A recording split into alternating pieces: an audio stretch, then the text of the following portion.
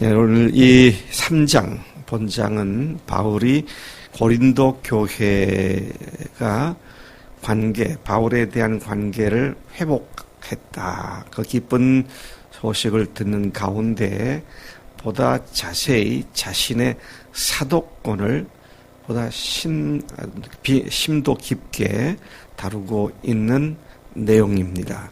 사도란 주님으로부터 직접 복음 전파의 사명과 하나님 나라 확장을 위임받고 보내심을 받은 자들, 사도란 말이 보내심을 받은 자들인데, 특별히 예수님의 사도 그러면 예수님께로부터 직접 복음 선포와 하나님 나라 확장을 위해 보내심을 받은 자들이다.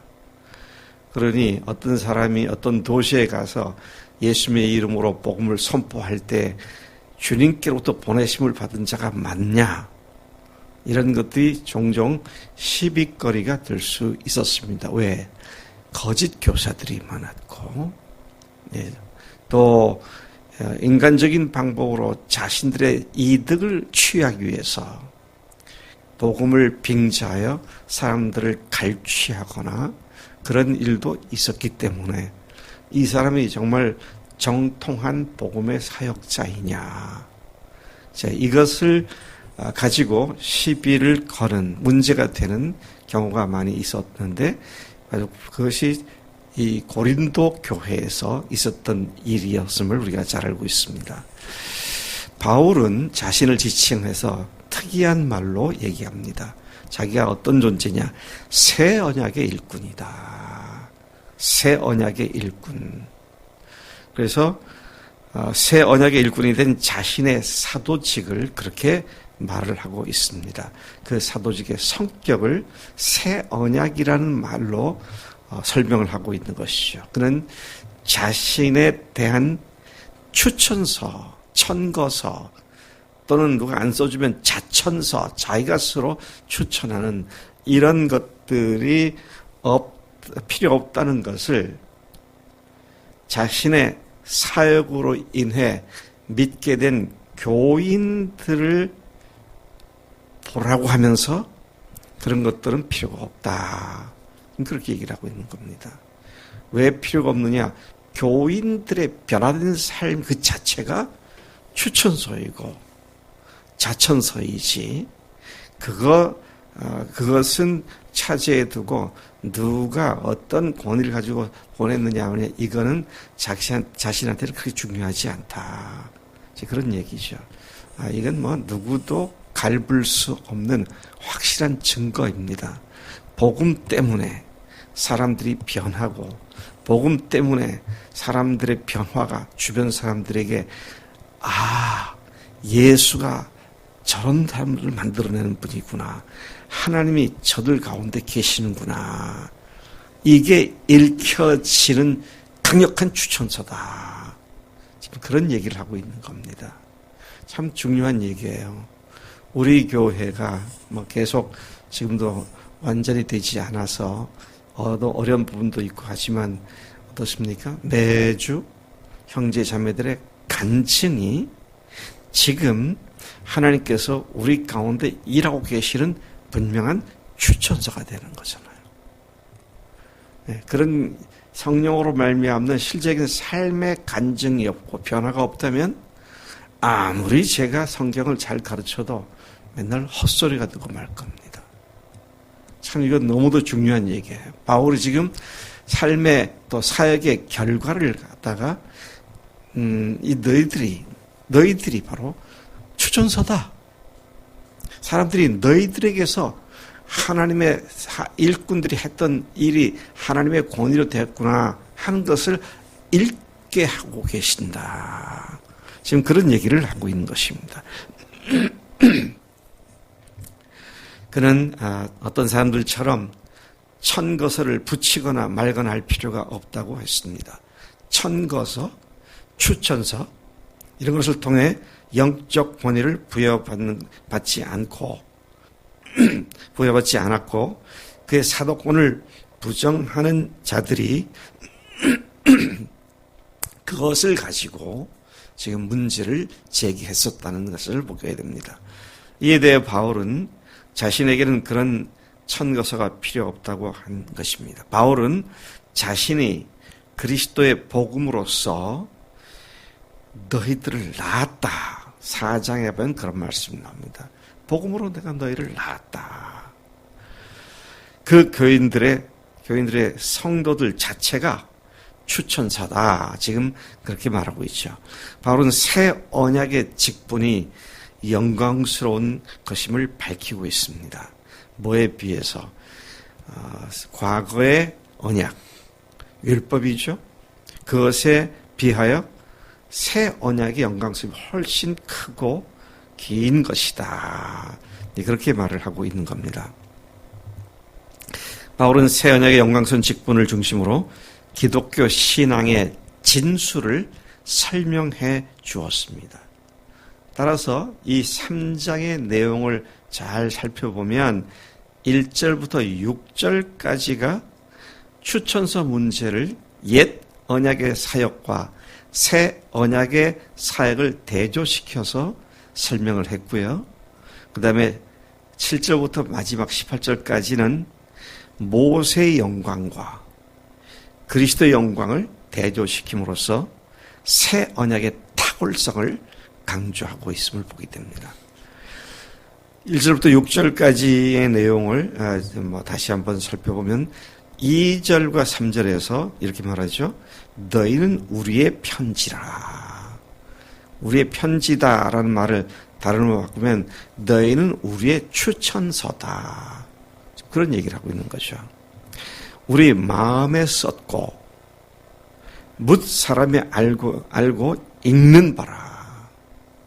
너희들을 사람들이 너희들의 삶을 읽고 있는 하나님의 추천서 바로 너희들이다. 너희는 우리로 말미암아 나타난 그리스도의 편지다. 추천서다. 참 이렇게 사람들이 우리에게서 예수님을 읽을 수 있고 하나님을 읽을 수 있게 되는 추천서로서의 그리스도의 편지인 우리. 그러니까 우선 생각하게 돼. 나에게서 사람들이 주님을 읽고 있는가? 나에게서 복음을 읽고 있는가? 사람들에게 내 삶을 통해 교회 영광을 일켜주고 있는가? 참 중요한 문제입니다. 이게 너무도 귀하다 생각해보니까 분당의 송풍호 목사라고 하는 분은 교회 이름을 아예 그리스도의 편지교회다. 기독교 한국 침례회 그리스도 편지교회. 그렇게까지 교회 이름 자체를 그렇게 말할 만큼 교회 그리스도인들의 삶이 세상 사람들이 읽혀지는 편지요 추천서다. 지금 그런 의미를 갖고 얘기하는 것이죠. 그런데 이 추천서는, 이 편지는 먹으로, 잉크로, 돌판에 쓴 것이 아니라 오직 살아계신 하나님의 영, 성령으로 말미암아 육의 마음판에, 사람들의 마음판에 쓴 것이 바로 이 글이다, 이 편지다. 그러니까 마음이 변하면 변화된 마음의 삶이 변하여 그리스도의 편지 역할을 하게 되는 이런 모습을 지금 얘기하고 있죠. 우리는, 그리고 나는, 여러분 개개인은 어떤 믿음, 어떤 삶으로 읽혀지고 있는 편지일까? 그런 생각을 깊이 해볼 필요가 있어요. 우리를 보면 복음이 보이고, 우리를 보면 하나님의 교회의 영광이 읽혀지는 그런 편지인가? 또 우리는 그리스도인들에게 어떤 내용의 편지가 되도록 돕고 있는 자들인가? 네, 우리 주변에 영적으로 어리거나 아직 믿지 않는 사람들을 복음을 전해서 그들 속에 예수님이 주인 되게 하셔서 성령께서 그의 삶을 변화시키는 그런 결과로 그가 세상 사람들에게 읽혀지는 편지가 어떤 편지인가? 이런 생각을 우리가 깊이 해봐야 할 중요한 내용들이 되고 있는 것이죠. 4절부터 6절까지에서는 우리가 확신하는 바는 우리를 하나님께서 만족해 하시는, 하나님께서 만족해 하시는 새 언약의 일꾼으로 세우셨는데, 그렇게 세우신 것은 영혼을 죽이는 율법 조문 글자가 아니라 오직 영을 살리시는 성령께서 하셨다. 그렇게 말을 합니다. 율법에 대해서 뭐라고 말하냐면 영혼을 죽이는 율법 조문들, 율법 글자들, 그렇게 말을 하죠. 그러면 율법을 철저히 지킨다고 해도 지킬 수가 없잖아요. 그러니까 율법의 결국은 죽음입니다. 그런데 참 안타까운 건 오늘도 심지어 그리스도인들 가운데서도 율법의 영향에서 완전히 벗어나지 못하고 율법의 정죄 가운데 질질 끌려다니는 사람들이 있어요. 무슨 말입니까? 우리가 말하는 말이나 기도하는 가운데서 보면 그런 게 보여요. 근데 이제 우리 교회 교인들 간증 드리는데 제가 너무 기쁘고 신나는 건 뭐예요? 이렇게 되어지고 있습니다. 이렇게 해주셔서 감사합니다. 그런데 이렇게 해주세요. 말씀대로 살 수 있도록 도와주세요. 제가 잘 안 되는데 성령 역사해 주세요. 근데 그게 안 되는 부분에 대해서 그렇게 얘기하는 건 뭐 당연히 그렇게 기도해야 되죠. 근데 모든 게 그런 기도가 되어버렸어요. 이게 기가 막힌 겁니다. 10가지를 기도, 10가지 다 안 되기 때문에 맨날 허덕이는 그런 기도예요. 그거 왜 그렇습니까? 율법에 아직도 찌꺼기를 갖고 살기 때문입니다. 주님께서 우리의 모든 연약함을 다 담당하셨죠? 우리로 완전히 율법의 저주 안에서 벗어나게 하셨죠? 뿐만 아니라 이제는 성령으로 말미암아 하나님의 아들이 되게 하셨고 딸이 되게 하셨고, 이제는 그분께서 결코 우리의 과거에 잘못된 것도 지금의 잘못하는 것도 기억지 않으시고 그냥 귀하고 사랑스럽고 아름다운 당신의 아들, 딸로 삼아주셨는데, 그 품에 안아가지고 우리가 맨날 안 돼가지고 허덕거리는 이야기를 하면 하나님이 얼마나 슬프시겠어요. 십자가에서 완성했단 말이 단순히 이 죄를 용서한 것뿐만 아니라 성령을 통하여 오늘 우리에게 그분의 능력을 보여주셨기 때문에 이제는 되어지는 삶의 자리에 있는 줄로 믿습니다. 이게 너무 심한 표현인지 모르지만 아직도 그것에 벗어나지 못하고 그대로 있다면은요, 개가 토한 것을 도로 먹는 것 같은 그런 거나 크게 다를 바 없다는 거예요. 제가 늘 얘기하지만 우리는 이미 하나님의 복된 땅에 옮겨진 사람들입니다. 네. 그리고 그분께 순종하면 그냥 그분께서 마음껏 당신의 능력으로 우리가 그런 삶을 살 수 있도록 해주신 분이시죠. 그러니까 그렇게 살다가 넘어질 때에는 하나님 고통스럽게 부르짖으면 다시 회복을 구해야겠지만, 만약에 한 번 기도할 때 10가지 기도를 한다. 10개의 문장으로 기도가 이루어진다. 그러면 9개나 8개는 되어져서 감사하는 기도고, 한두 개나 두세 개는 안 돼가지고 고통스럽게 하는 게 그런 기도, 그게 돼야 되는데 10개 다 안 돼가지고 부르짖고 있으면 그 사람이 정말 구원받은 사람인가? 이게 심각한 문제예요. 그래서 제가 하는 말이 율법에서 아직도 벗어나지 못하고 율법의 찌꺼기에 끌려다니고 있다. 이제 그런 말씀을 하고 있는 것입니다. 자, 7절부터 11절까지 바울은 돌에 써서 새긴 사람을 정죄하고 죽이는 율법 조문의 직분도 영광을 가졌다. 이렇게 말을 하죠. 그렇죠? 율법도 영광을 갖고 있습니다. 어떤 영광을 갖고 있습니까? 율법을 선포한, 하나님의 말씀을 선포해 한 대리자인 모세에게서 그 얼굴에 광채가 났습니다. 여러분, 우리 중세에서 그렸던 그림들을 보면 여기 후광이 있잖아요. 이렇게. 근데 제가 여러분 주일날 여기 딱 하는 뒤에서 후광이 쫙 비추면 여러분들 저를 어떻게 보시겠어요? 엎드릴지 모르겠어. 근데 모세가 얼굴에서 빛이 난 거예요, 빛이. 이게 기가 막힌 영광입니다. 그런데 사람들이 모세를 우러러보니까 하나님께서 모세 보고 수건을 덮어쓰라 그러죠.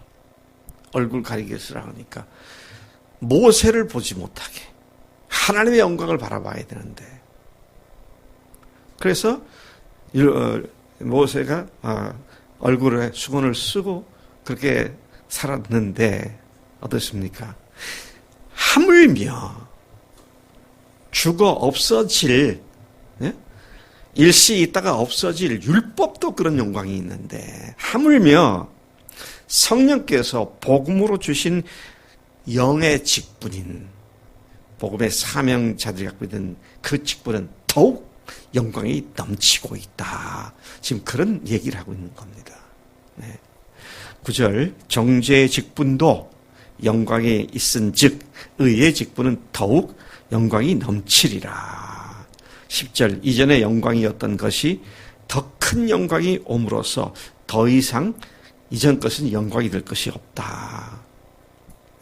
바울이 지금 율법과 그리스도의 복음을 이렇게 대조시키고 있습니다. 율법은 복음이 옴으로써 그 위력을 잃게 되었다. 그런 말이기도 하죠. 없어질 것도 영광이 있었으나 영원한 것의 영광은 더욱 큰 것이다. 자, 충분히 지금 무슨 말인지 우리가 이해할 수 있겠습니다. 여러분, 예수님이 오셔서 율법을 폐한 것이 아니라 어떻게 하셨어요? 율법을 완성시키셨습니다.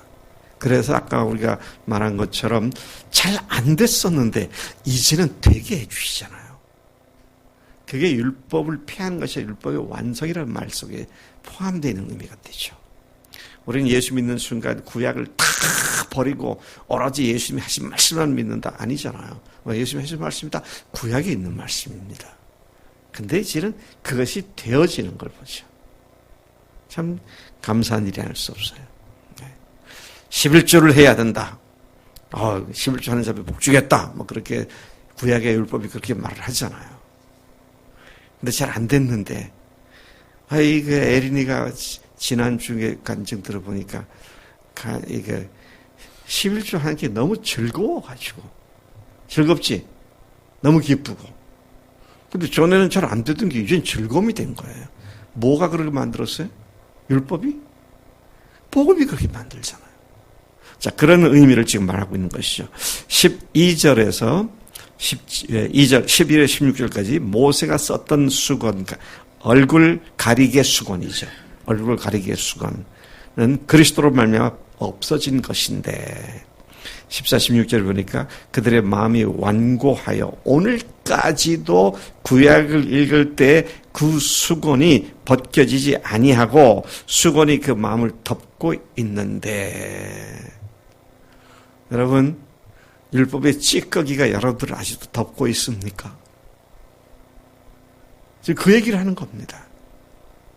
그것이 벗겨져야 하는데 아직도 얼굴의 수건이 벗겨지지 않고 있다. 참 안타깝고 답답한 노릇이 아닐 수 없습니다. 그런데 어떻습니까? 16절. 그러나 언제든지 주께로 돌아가면 그 수건이 벗겨진다.